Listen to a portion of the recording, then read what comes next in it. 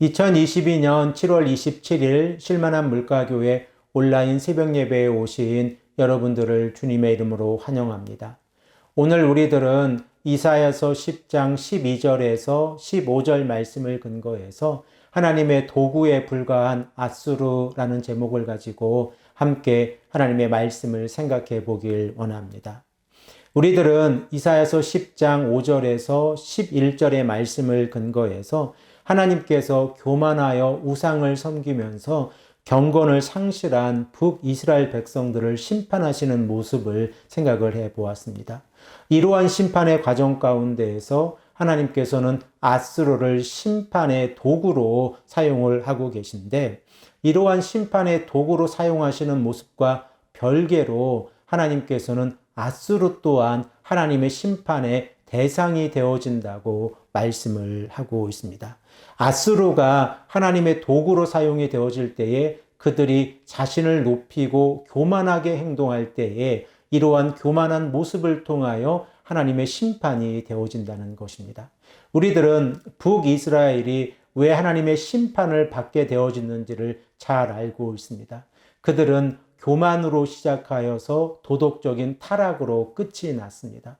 결과적으로 하나님 앞에서 교만하다고 하는 것은 하나님의 심판의 대상이 되어진다는 것을 우리는 깨닫게 되어지는데, 오늘 본문 말씀을 통하여서도 하나님께서는 앗수르를 향하여 지속적으로 교만의 모습을 심판하시겠다라고 말씀을 하고 있습니다.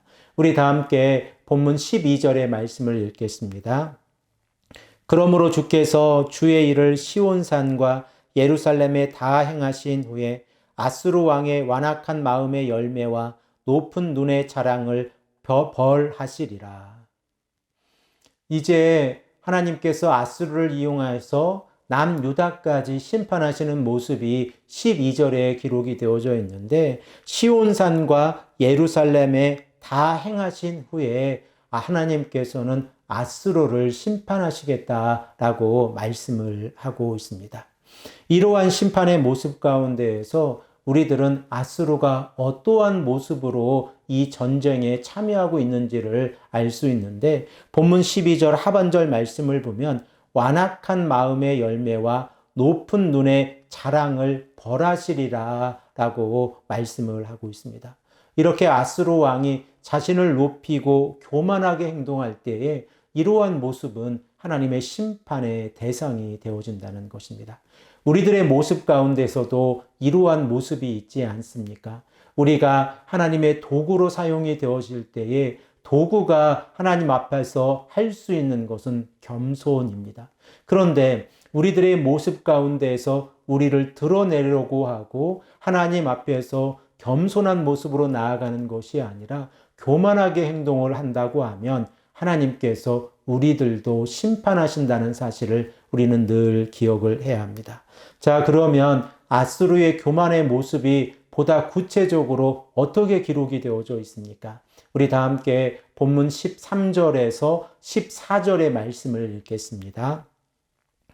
그의 말에 나는 내 손의 힘과 내 지혜로 이 일을 행하였나니 나는 총명한 자라. 열국의 경계선을 걷어치웠고 그들의 재물을 약탈하였으며 또 용감한 자처럼 위에 거주한 자들을 낮추었으며 내 손으로 열국의 재물을 얻은 것은 새의 보금자리를 얻음 같고 온 세계를 얻은 것은 내벌이 나를 주움 같았으나 날개를 치거나 입을 벌리거나 지저귀는 것이 하나도 없었다 하는도다. 앗수르가 자신의 능력을 설명하고 있는 13절의 말씀을 보면 그들은 자신들의 손의 힘과 지혜와 총명을 자랑하고 있습니다. 결과적으로 앗수르가 이렇게 전쟁에서 승리할 수 있다고 생각하고 있는 것은 그들의 힘 그리고 그들의 지혜와 그들의 총명의 결과라고 생각을 하고 있는 것입니다. 그러면서 13절의 말씀을 보면 그들은 세 가지의 성과를 가져왔다라고 이야기를 하고 있는데, 첫 번째, 열국의 경계선을 옮겼다. 결과적으로 앗수르가 많은 나라들을 지배하게 되어지면서 앗수르의 땅이 넓어졌다는 것입니다. 그리고 두 번째로 그들의 재물을 약탈하였고, 그리고 세 번째로 높은 자리에 있는 자들, 곧 왕들을 끌어내렸다라고 이야기를 하고 있습니다. 이러한 과정을 14절에 두 가지 비유로 설명을 하고 있는데, 이 비유를 살펴보면 그 첫 번째로 열방의 재물을 빼앗기를 마치 어미새가 품고 있는 알을 빼앗아 오는 것처럼 빼앗았다는 것입니다. 그리고 두 번째로 열방의 영토를 얻기를 마치 버려진 새 알을 줍듯이 했다라고 기록을 하고 있습니다. 이러한 상황 가운데에서 그 누구도 대적하지 아니하였다라고 기록을 하고 있습니다. 그러나 이러한 모습이 하나님 앞에서 얼마나 교만한 모습인가를 우리는 깨닫게 되어집니다. 하나님의 도구에 불과한, 하나님의 진노의 막대기에 불과한 아스로가 자신의 힘에 의해서 이 모든 일을 행한다고 했을 때에 하나님께서 하늘에서 웃으시고 계시다는 사실을 우리는 깨닫게 되어집니다.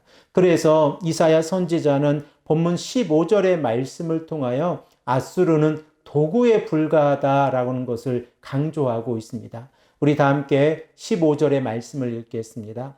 도끼가 어찌 찍는 자에게 스스로 자랑하겠으며 톱이 어찌 켜는 자에게 스스로 큰 채 하겠느냐.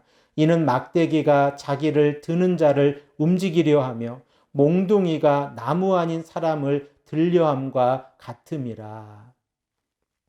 하나님께서 바라보시는 아스루의 모습은 도끼와 톱과 막대기로서 도구에 불과합니다. 그런데 이 도구인 이 아스루가 이 자신들을 사용하고 있는 하나님을 향하여 우리가 하나님처럼 행동하겠다라고 말하는 것은 교만의 절정에 이르고 있는 것을 우리는 깨닫게 되어집니다. 우리들은 오늘 본문 말씀을 통하여 우리들의 모습 또한 바라보게 되어집니다. 교만하게 되어지면 우리들의 시선 가운데에서 하나님을 바라보는 시선이 사라진다는 것입니다. 마치 자신의 힘에 의해서 모든 것을 이루었다고 생각할 때에 우리들은 하나님 앞에서 겸손하지 아니하고 교만하여서 이제 멸망의 길로 걸어간다는 사실을 늘 기억해야 합니다. 그러므로 우리가 이 땅을 살아가면서 하나님께서 우리에게 요구하시는 삶이 어떠한 삶인가를 꼭 기억해야 합니다. 하나님의 도구로 사용이 되어지고 하나님의 말씀을 전하는 자로 사용이 되어지고 그리고 하나님의 교회를 섬기는 자로 우리가 이 땅에서 생활하고 있다고 하면 야고보 사도가 야고보서 4장 6절 말씀에 우리에게 말씀하고 있는 이 말씀을 오늘 이 아침에 다시 한번 생각해 보기를 원합니다. 우리 다 함께 이 말씀을 읽겠습니다. 그러나 더욱 큰 은혜를 주시나니 그러므로 일렀으되 하나님이 교만한 자를 물리치시고 겸손한 자에게 은혜를 주신다 하였느니라. 교만의 결과가 무엇입니까? 하나님께서 물리치시겠다라고 말씀하고 계시고 겸손의 결과는 무엇입니까? 하나님의 은혜의 대상이 되어진다라고 말씀하고 있습니다. 오늘 하루도 하나님 앞에서 겸손한 모습으로 나아갈 때에 우리가 매 순간 하나님께 기도하고 하나님께 간구하면서 말씀대로 살아가시는 귀하고 복된 하나님의 성도님들이 되시기를 간절히 축복합니다. 함께 기도드리겠습니다. 아버지 하나님 감사합니다. 오늘도 이 아침에 우리에게 말씀하셔서 교만의 결과가 아수르에게 어떻게 나타나는지를 우리에게 깨우쳐 주시니 감사합니다. 아버지 하나님, 우리들의 삶 가운데에서도 교만한 모습이 있지 아니한지 다시 한번 생각하게 하시고 여호와 하나님을 바라보며 하나님의 말씀에 순종하는 삶을 살아갈 수 있도록 인도하여 주시옵소서. 감사드리오며 사랑이 많으신 예수 그리스도의 이름으로 간절히 기도합니다. 아멘.